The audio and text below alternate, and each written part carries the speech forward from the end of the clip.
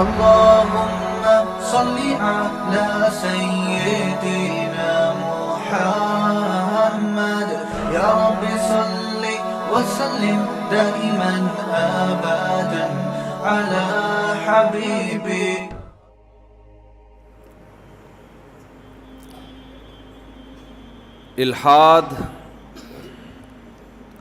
الحاد کا مطلب ہوتا ہے کہ انسان اپنے آپ کو کسی خدائی قانون کا پابند نہ سمجھے.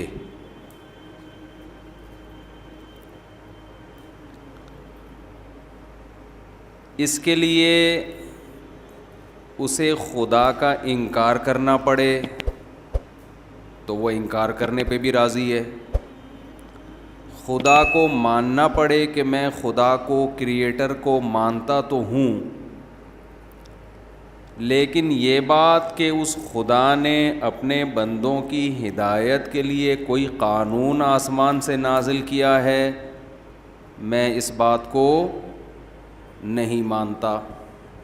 اچھا، میں جب کوئی سینٹنس ادھورا چھوڑوں گا تو آپ نے اس کو کمپلیٹ کرنا ہے تاکہ مجھے یہ احساس ہو کہ آپ میرے ساتھ میرے بیان میں برابر کے شریک ہیں. دیکھیں، شریک کا لفظ آپ نے کہا نا، اچھا لگا مجھے، بہت مزہ آیا.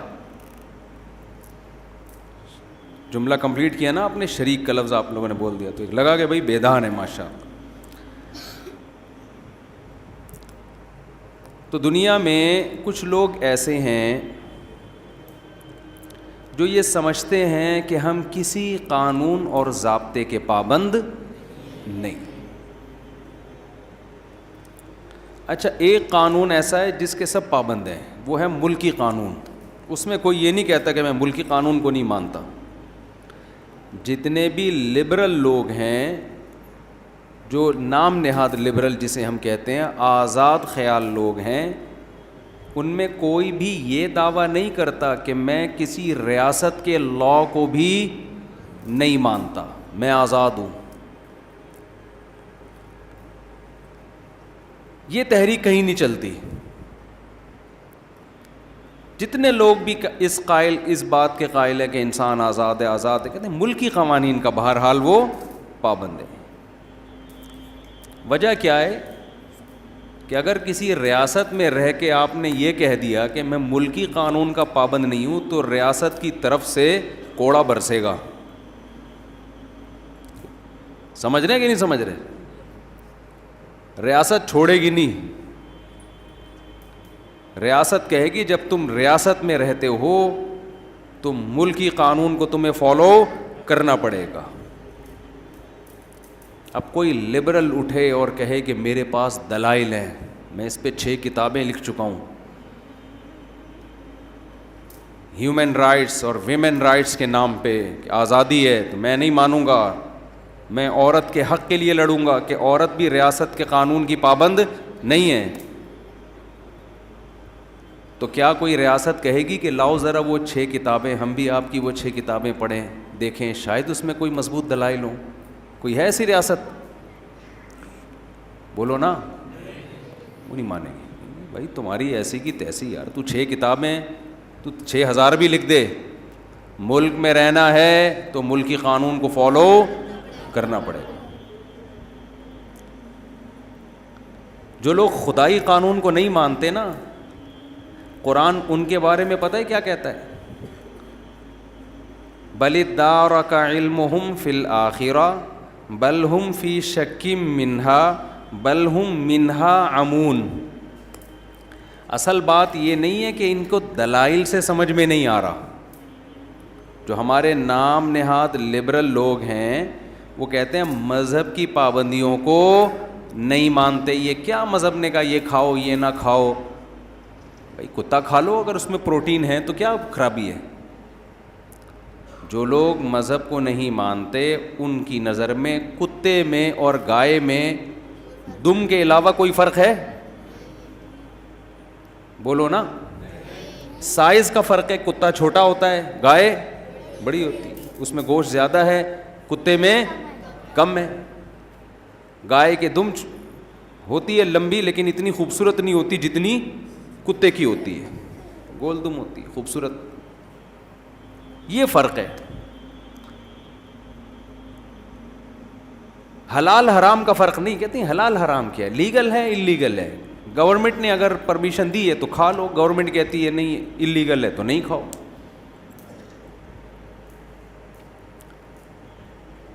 تو یہ تو مذہبی لوگوں کے مسائل ہیں نا, یہ حلال ہے یہ کیا ہے حرام ہے. لبرل لوگوں کے ہاں نکاح میں اور زنا میں کوئی فرق بولو نہیں, میوچل انڈرسٹینڈنگ سے جو جس کے ساتھ چاہے. اب تو ہی اور شی کا فرق بھی ختم کر دیا, اب تو ہی اور شی کا بھی فرق ختم کر دیا. بل پاس کروا لو جو چاہے لکھوا لو, یہ میرا شعر ہے. بل پاس کروا لو جو چاہے لکھوا لو. پہلی دفعہ میں نے کوئی شعر کہا ہے.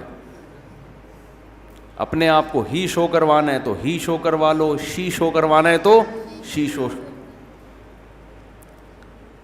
مذہب پابندی لگاتا ہے بھائی, جو ہی ہے وہ قیامت تک ہی کا ہی رہے گا. تغییر خلق اللہ, اللہ کی تخلیق کو بدلنے کی آپ کو مذہب میں پرمیشن نہیں ہے. یہ نہیں کہ پورا ہی سے شی بن جائے, یہ تو بہت دور کی بات ہے. جو آپ کی باڈی کے لوازمات ہیں نا, جو نیچر کا حصہ ہیں, ان میں آپ ڈینٹنگ پینٹنگ کا کام کر کے ان میں کانٹ چھانٹ نہیں کر سکتے. ہی کو شی بنا دینا تو بہت ہی بڑا جرم ہے. نبی صلی اللہ علیہ وسلم نے فرمایا لعن اللہ المتفلجات, وہ عورتیں جو دانتوں میں گھسائی کر کے خلا پیدا کرتی ہیں, ان عورتوں پر اللہ کی لعنت. اللہ نے دانت جوڑ کے پیدا کیے تھے, انہوں نے دانتوں کی قدرت کی ڈیزائننگ کو کیا کر دیا چینج, اس پر اللہ کی لعنت. میں سمجھا پا رہا ہوں؟ تو جو مذہب آپ کے دانت اگر ملے ہوئے ہیں ان کو کھولنے کی اجازت نہیں دے رہا, وہ ہی کو شی ہونے کی اجازت دے دے گا یا شی کو ہی بننے کی اجازت دے دے گا؟ تغییر خلق اللہ. آپ کی ناک قدرتی طور پر تھوڑی موٹی ہے, آپ نے آپریشن کرا کے باریک کرا دی, اسلام میں اس کی اجازت نہیں ہے. گورے تو کراتے ہیں, پلاسٹک سرجری سے مائیکل جیکسن پورا ہی چینج ہو گیا تھا کہ نہیں ہو گیا تھا؟ جب مائیکل جیکسن پیدا ہوا کالا تھا, اندھیرے میں نظر نہیں آتا تھا.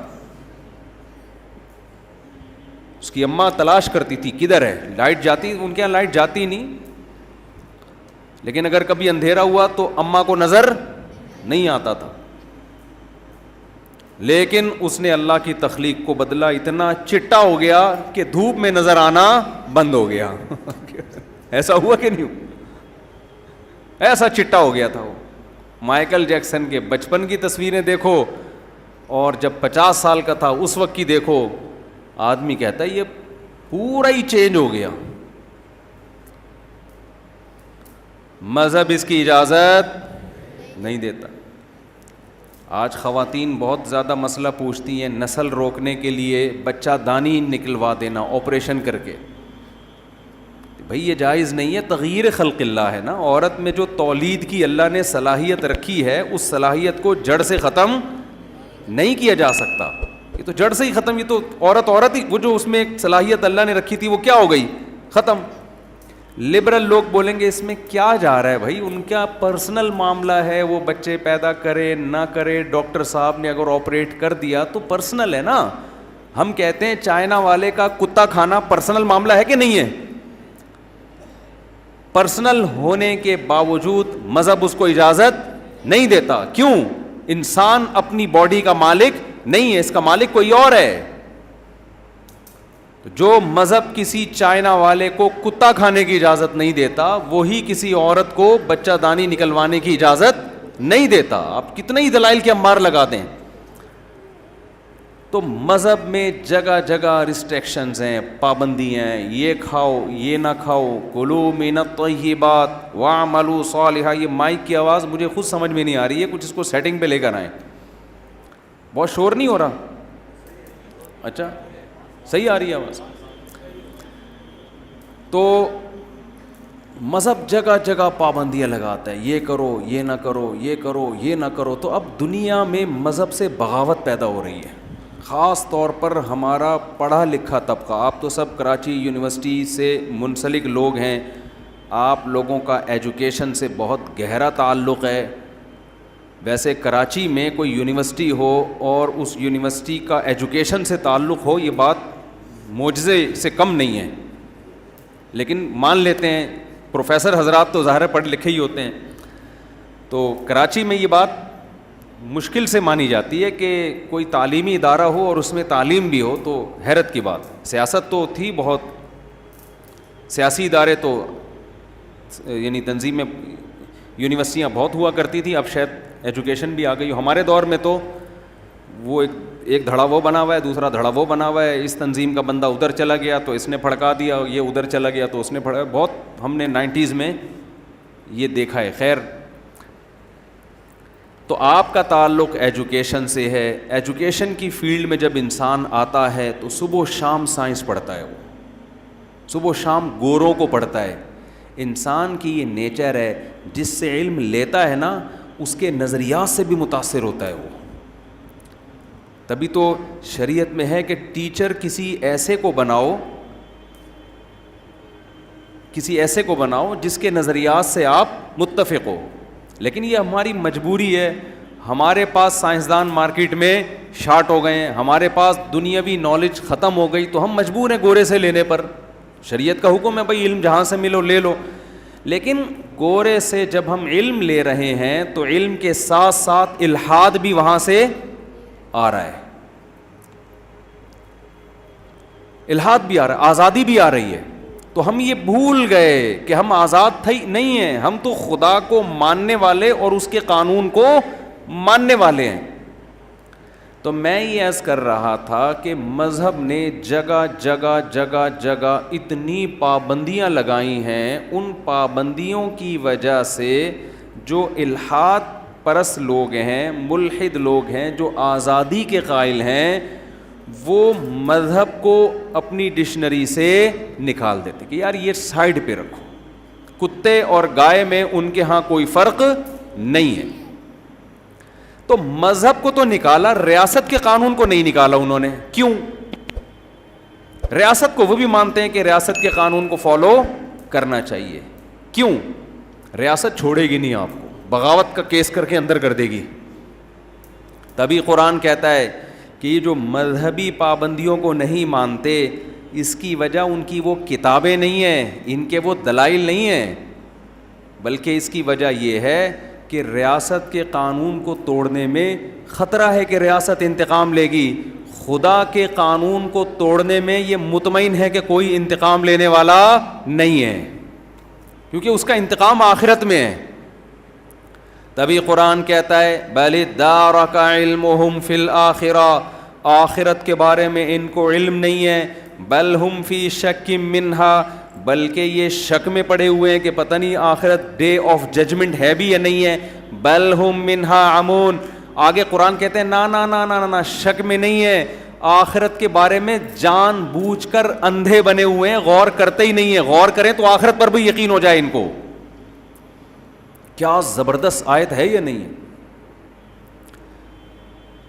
کیونکہ فوراً نہیں ہے نا، سامنے نہیں ہے. کچھ چیزیں ایسی ہوتی ہیں کہ ان پہ آپ غور کرنا شروع کریں نا ایک دفعہ، تو پھر آپ کو اگلے اسٹیپ پہ جانا پڑتا ہے، پھر اس کے بعد اس سے اگلے اسٹیپ پہ جانا پڑے گا، پھر اس کے بعد اس سے اگلے اسٹیپ پہ.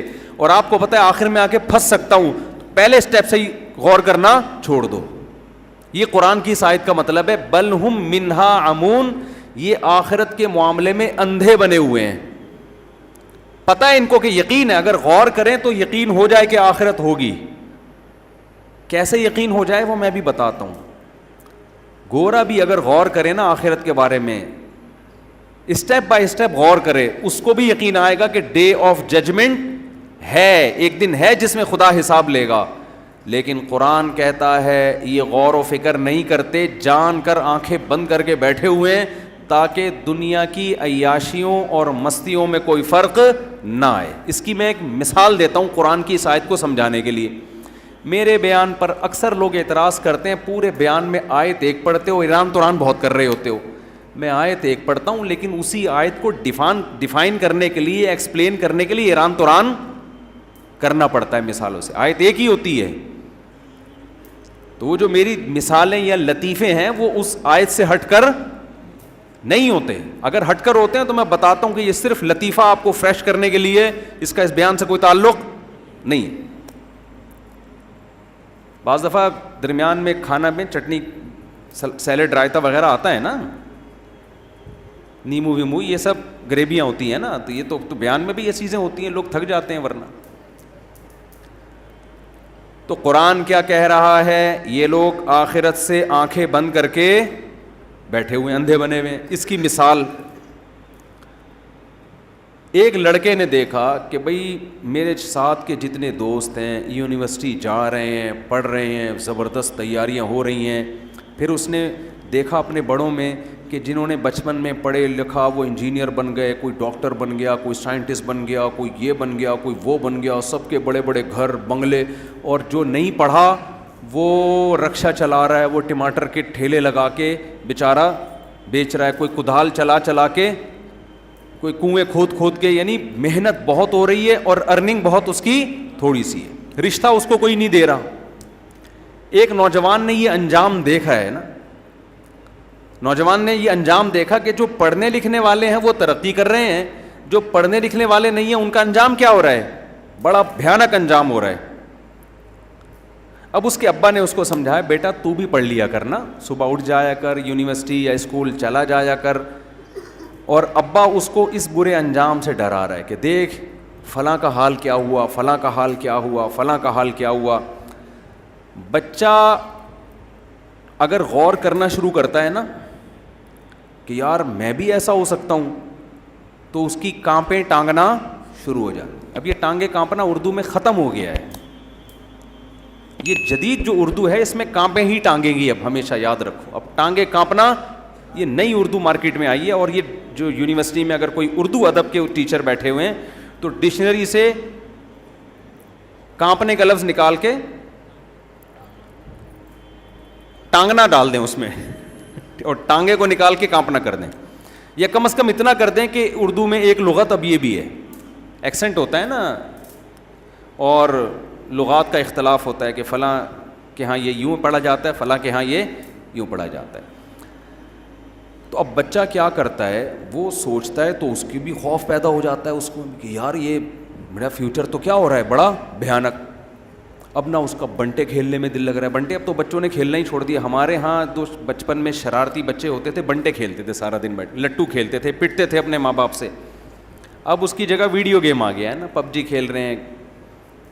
وہ بنٹے پھر بھی اس ویڈیو گیم سے اچھا تھا جس پہ ہم ابا سے پٹا کرتے تھے، اس ویڈیو گیم سے 1000 گنا بہتر تھا. اس میں سروائیکل پین کا خطرہ نہیں تھا بنٹوں میں، تھوڑا سا ہل جل لیتے تھے. وہ ایک بنٹا وہاں جا رہا ہے تو اٹھا کے لاتے تھے. ویڈیو گیم میں تو مسلسل وہیں بیٹھے بیٹھے کمریں خراب ہو گئی ہیں لوگوں کی، بچوں کی.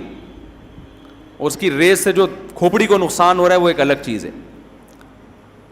تو آپ نے کیا کیا، بچے کو بار بار خیال آ رہا ہے کہ یار بنٹے کھیلنے جا رہا ہوں تو یار میرا فیوچر خراب ہونے والا ہے.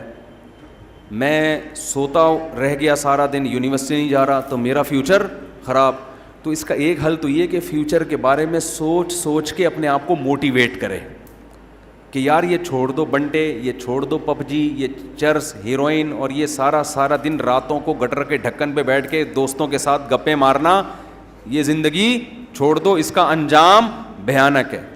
ہم بچپن میں سنا کرتے تھے اپنے والد صاحب سے اور بڑے بزرگوں سے کہ جو دوستوں میں ٹائم ضائع کرتا ہے نا، پیسہ اڑا دے سارا دوستوں میں، تو پیسہ تو جاتا ہے، اس کے بعد دوست بھی چلے جاتے ہیں. جب پیسہ ختم ہوتا ہے نا دوستوں پہ اڑا کے، تو پیسہ بھی گیا اور بالآخر وہ دوست بھی گئے.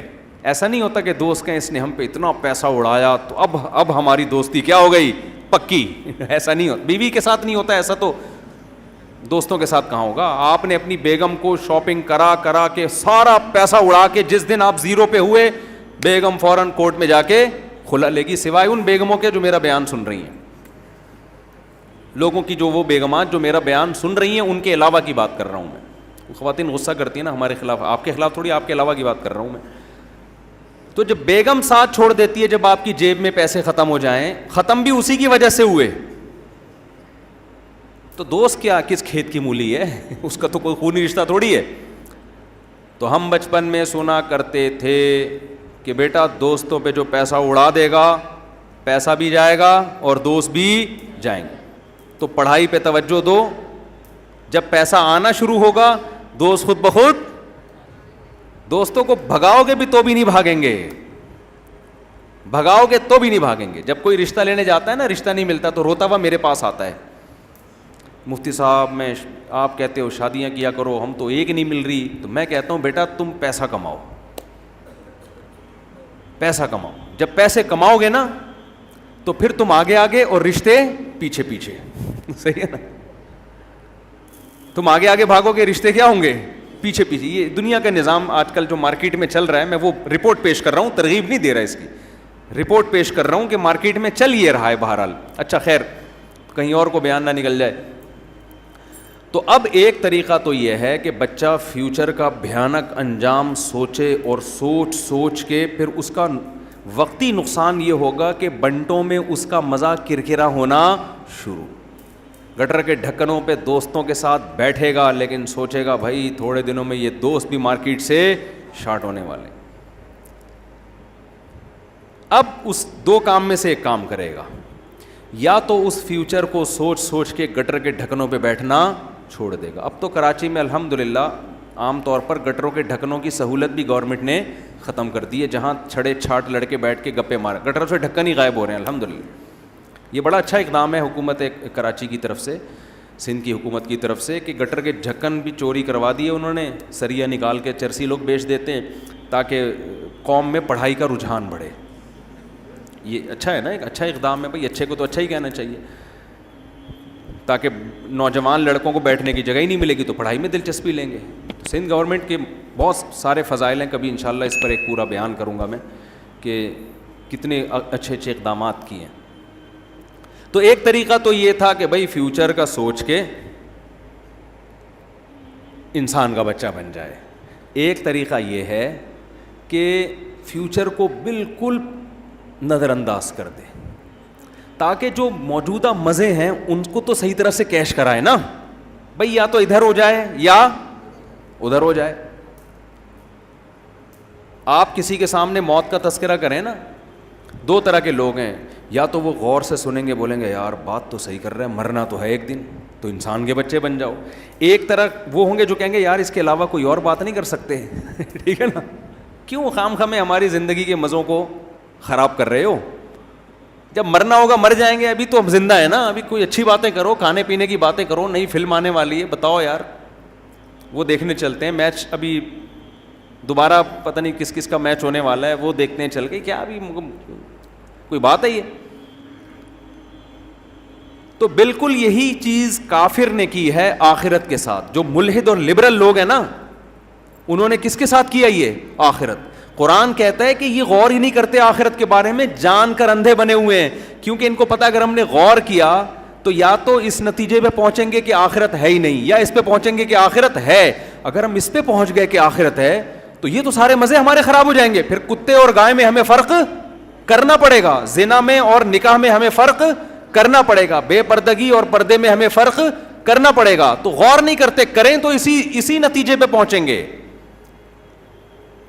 اب سوال پیدا ہوتا ہے, قرآن اتنا ببانگ دہل ایک دعویٰ کر رہا ہے کہ کوئی بھی عقل پرست آدمی جو مذہب کو نہیں مانتا, اگر وہ عقل کا صحیح استعمال کرے تو بالآخر اسی نتیجے پہ پہنچے گا کہ آخرت بھی ہے, سزا بھی ملے گی, اور مجھے مذہب کو ماننا بھی پڑے گا. ایسی کون سی مذہب میں اتنے 2 اور 2 4 کی طرح دلائل ہیں کہ نتیجہ بالآخر یہی نکلے گا؟ ایسی کون سی ایسی چیز ہے؟ میں سمجھا پا رہا ہوں اپنی بات؟ پہلی بات تو دوبارہ اس کو واضح کریں, یہ مذہب کو فالو, ریاست کے قانون کو فالو کرتے ہیں, ریاست کے قانون کے خلاف آواز نہیں اٹھائی جاتی, کیونکہ ریاست کوڑا برسائے گی, رزلٹ نظر آ رہا ہے, پڑے گا کوڑا. اللہ کی جو ریاست ہے اس قانون کی یہ بات اس لیے نہیں کرتے, وہاں ان کو آزادی چاہیے, وہاں ہیومن رائٹس اور ویمن رائٹس کے نام پہ آزادی چاہیے. کیوں؟ کوڑا برسنے کا ان کو خوف نہیں ہے. اور کیوں خوف نہیں ہے؟ کیا ان کو یقین نہیں ہے؟ نہ نہ نہ, اس پہ غور ہی نہیں کرتے. یہ غور کریں تو وہاں بھی خوف پیدا ہو, اور وہاں بھی پھر اس آزادی کی باتیں نہ کریں جو آزادی لے کے چل رہے ہیں. تو دو نظریات ہیں دنیا میں. کچھ تو ہیں کہتے ہیں ہم کسی قانون, ریاست کے قانون کے سب پابند ہیں, سمجھ رہے ہیں نا, اس کے سب کیا ہیں؟ پابند ہیں. اصل پھڈا جو مذہب کو فالو کرنے والے اور جو فالو نہیں کرتے ان کا یہ ہے کہ مذہب کو فالو کرنا ہے کہ نہیں کرنا. تو اس کے لیے ویمن رائٹس اور ہیومن رائٹس کی آواز اٹھائی جاتی ہے. ویمن رائٹس کا مطلب یہ ہے کہ مذہب نے عورت کو پر جو پابندیاں لگائی ہیں ان پابندیوں سے عورت کو آزاد کیا جائے. ہیومن رائٹس کا اصل مطلب جو تھا وہ تھا, ہمیں اس سے بحث نہیں. آج کل جو مطلب ہے نا ہیومن رائٹس کا, وہ مطلب ہے کہ انسانوں پر مذہب نے جو پابندیاں لگائی ہیں انسانوں کو ان پابندیوں سے آزاد کیا جائے. اگر آپ لوگوں کو آزاد چھوڑ دیں گے تو انسانوں سے بڑا پھر فتنہ دنیا میں کوئی نہیں ہوگا. کوئی بھی دنیا میں آزاد نہیں ہے. آپ صبح سے لے کے شام تک کلچر کے پابند ہوتے ہو, خاندانی رسومات کے پابند ہوتے ہو, ملکی قوانین کے پابند ہوتے ہو, ڈاکٹروں کے مشوروں کے پابند ہوتے ہو. اتنی ساری پابندیاں انسان کے اوپر لگی ہوئی ہیں. اگر وہ ان پابندیوں سے نکلنے کی کوشش کرے گا دنیا میں کوئی بھی اس کو نکلنے نہیں دے گا. لوگ بائیکاٹ کرنا شروع کر دیں گے اس کا. ساری پابندیاں آ کے کہاں لگتی ہیں؟ جہاں اللہ نے پابندیاں لگائی ہیں وہاں فوراً کہہ دیتے ہیں ہم کیا ہیں؟ ہم آزاد ہیں, ہم نہیں مانتے ان پابندیوں کو. تو یہ دشمنی کس سے لی جا رہی ہے بھائی؟ خدا سے دشمنی لے رہے ہیں نا. سب کے حقوق ہیں, شوہر پہ بیوی کے حقوق ہیں, بیوی پہ شوہر کے حقوق ہیں, بوائے فرینڈ گرل فرینڈ کے بھی اب تو حقوق آنا شروع ہو گئے مارکیٹ میں. یتیموں کے حقوق ہیں, ریاست کے حقوق ہیں, انسانوں کے حقوق ہیں, عورتوں کے حقوق ہیں, بچوں کے حقوق ہیں, گدھے گھوڑے کے بھی حقوق ہیں, جانوروں کے حقوق ہیں. خدا کا حق کیا ہے؟ وہ ڈکشنری سے کیا ہو گیا ہے؟ وہ ختم. کوئی دنیا میں تنظیم دیکھی کہ اللہ کے حقوق پر آواز اٹھائی جائے؟ کبھی دیکھی آپ نے؟ تو قرآن نے یہ جو لبرلزم ہے نا اس کے خلاف 2 اور 2 4 کی طرح بہت واضح دلائل دی. مفتی طارق مسعود صاحب کے بیانات سننے کے لیے youtube.com/مفتی طارق مسعود کو سبسکرائب کریں, اور اگر آپ لائیو ویڈیو کو کبھی بھی مس نہیں کرنا چاہتے ہیں تو سبسکرائب کرنے کے بعد بیل آئیکن پہ کلک کرنا مت بھولیں. جزاک اللہ.